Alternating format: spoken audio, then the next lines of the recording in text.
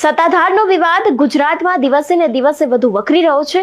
આ બધાની વચ્ચે આજે સત્તાધારમાં અનેક એવા શ્રદ્ધાળુઓ છે જે ઉમટી પડ્યા છે।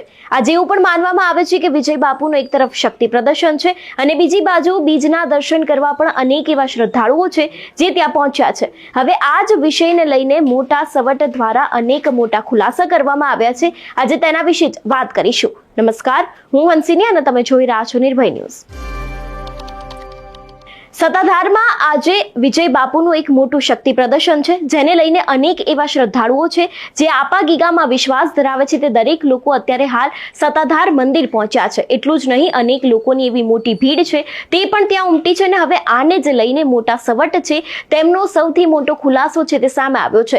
મોટા સવટ અત્યાર સુધી વિજય બાપુના સમર્થનમાં રહ્યા છે। વિજય બાપુ પર અનેક એવા આક્ષેપો લગાડવામાં આવ્યા હતા, તેને લઈને અનેક વખત મોટા સવટ દ્વારા અનેક મોટા ખુલાસા કરવામાં આવ્યા છે અને આજે જે વિજય બાપુનું શક્તિ પ્રદર્શન છે તેને લઈને પણ તેમના દ્વારા સૌથી મોટો ખુલાસો કરવામાં આવ્યો છે। સૌથી પહેલા તો તેમને જ સાંભળીએ કે તે આ વિષયને લઈને શું કહી રહ્યા છે તે।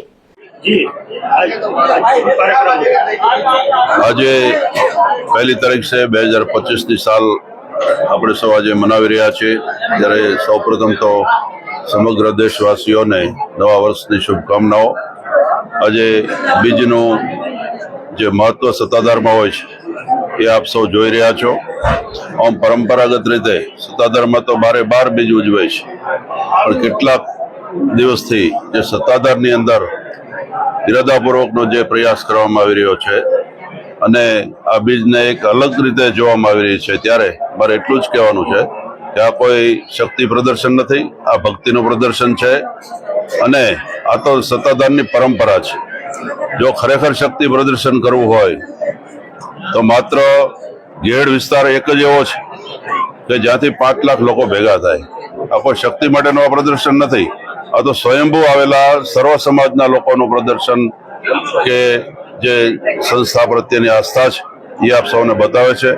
આપ છેલ્લા 2-3 કલાકથી બધા સૌ જોઈ રહ્યા છો, અનેક લોકો આવે છે અને હજી આવવામાં છે।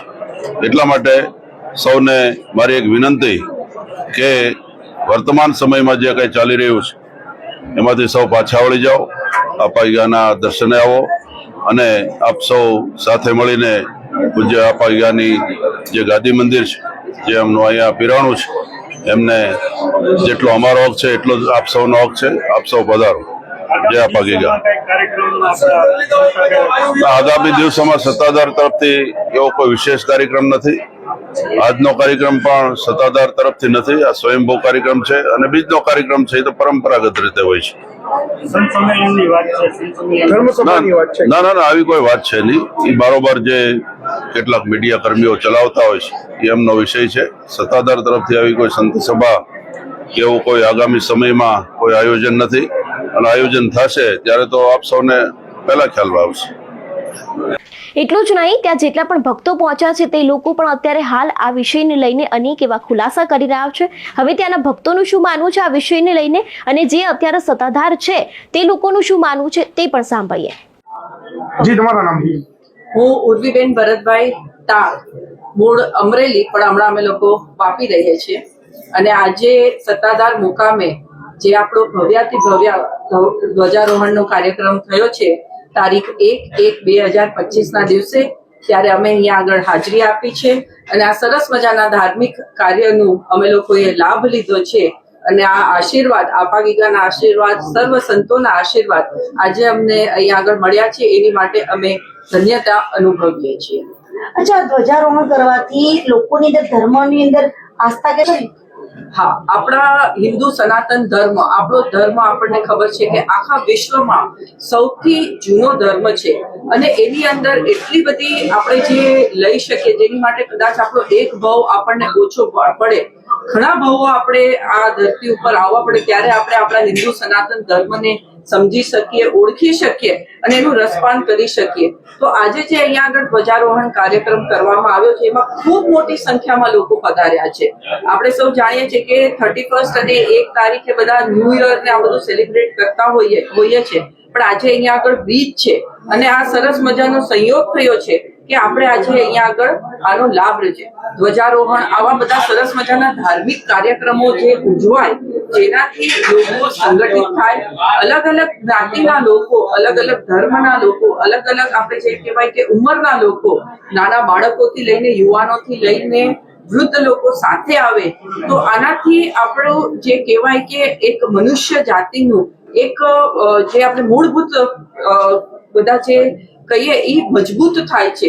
ધર્મ પ્રત્યે આપણી આસ્થા વધે છે, જેનાથી આપણે કહીએ કે જો આપણે ધાર્મિક હશું તો સમાજમાંથી ઘણા બધા દૂષણો એની મેળે જ જતા રહેશે. પછી જે વ્યસન કહો કે બીજા બધા કહો, તો એની માટે આવા ધાર્મિક કાર્યક્રમો ઉજવાય એ બહુ જરૂરી છે.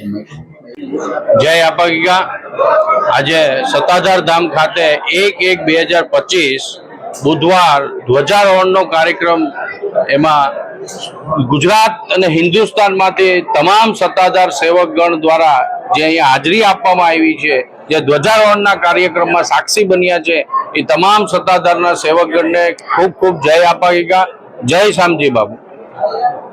ગુજરાતમાં સત્તાધારનો વિવાદ સૌથી ચર્ચાનો વિષય બન્યો હતો. વિજય બાપુ ઉપર તેમની પ્રેમિકા ગીતાબેન વ્યાસને લઈને જેટલા પણ આક્ષેપો લગાડવામાં આવ્યા હતા, એટલું જ નહીં, તેમના ઉપર જમીન કૌભાંડ, પૈસા પચાવના જેટલા પણ આક્ષેપો લગાડવામાં આવ્યા હતા, તેને જ લઈને હવે આજે અનેક એવા શ્રદ્ધાળુઓ છે જે ત્યાં પહોંચ્યા છે અને એવું પણ માનવામાં આવે છે કે વિજય બાપુનું આ કોઈક મોટું શક્તિ પ્રદર્શન છે, જેમાં અનેક એવા નવા જૂની થઈ શકે છે.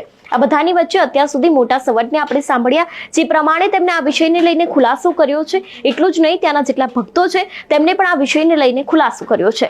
તમારું શું માનવું છે આ વિષયને લઈને અમને કમેન્ટ કરીને ચોક્કસથી જણાવજો. તેની સાથે જ મારી ચેનલ નિર્ભય ન્યૂઝને લાઇક, શેર અને સબસ્ક્રાઇબ કરવાનું ભૂલશો નહીં. નમસ્કાર.